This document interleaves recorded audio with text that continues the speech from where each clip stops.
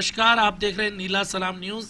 सबसे बड़ी खबर, केंद्र सरकार को सुप्रीम कोर्ट से बड़ा झटका।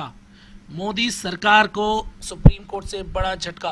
लगातार पिछले कुछ समय में राफेल का जिन उठकर बार बार केंद्र सरकार को डसने की कोशिश कर रहा था, जिस पर लगातार केंद्र सरकार बार बार ये कह रही थी कि कोई घोटाला नहीं हुआ है, लेकिन सुप्रीम कोर्ट ने पुनर्विचार याचिका को किया मंजूर।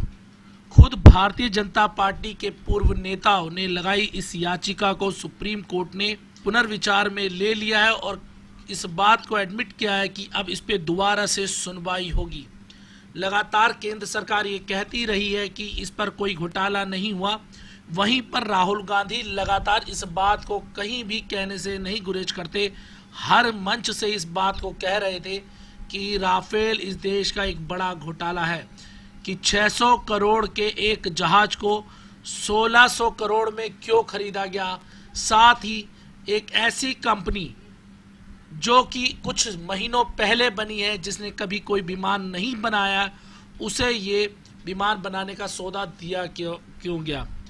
इसी विषय पर लगातार इस देश में चर्चा होती रही, लेकिन सुप्रीम कोर्ट ने आज ये क्लियर कर दिया है कि इस पर दोबारा से सुनवाई होगी, क्योंकि लगातार विपक्ष के लोग ये कह रहे थे कि जो सरकार बार बार अपने एफिडेविट दे रही है वो झूठे दे रही है, लगातार वो पब्लिक को गुमराह कर रही है, सुप्रीम कोर्ट को गुमराह कर रही है। लेकिन सरकार इस बात को मानने को तैयार नहीं थी। लेकिन जब आज सुनवाई होनी थी तो सरकार को इस बात से बड़ा झटका मिला कि सुप्रीम कोर्ट ने इस बात को क्लियर कर दिया कि इस पर दोबारा से सुनवाई होगी। केंद्र सरकार ने कोशिश की कि इस केस को किसी भी तरह रोका जाए, ये पुनर्विचार याचिका ना ली जाए और खारिज कर दी जाए। इसके लिए उन्होंने एक बात कही, सुप्रीम कोर्ट में कहा कि ये जो दस्तावेज कोर्ट के सामने पेश किए जा रहे हैं वो चोरी के हैं और चोरी के दस्तावेजों को ना माना जाए।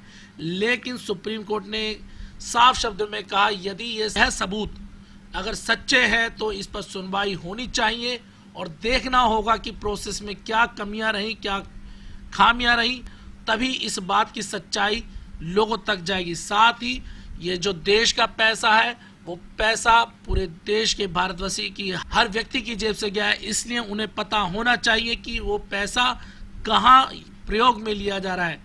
और अभी अलग अलग राजनीतिक दलों के भी इस फैसले के बाद बयान आने लगे हैं। बहन कुमारी मायावती जी ने प्रधानमंत्री नरेंद्र मोदी और रक्षा मंत्री का इस्तीफा मांग लिया है। वो कह रही हैं यदि प्रधानमंत्री को तुरंत अपना इस्तीफा देना चाहिए, क्योंकि ये केंद्र सरकार की एक बहुत बड़ी हार है और साबित होता है कि कहीं ना कहीं दाल में कुछ काला है और राफेल में कुछ ना कुछ हुआ है। और लगातार विपक्ष इस बात को कहता रहा है कि ये जो चेहरे पे लाली है कहीं राफेल की दलाली है।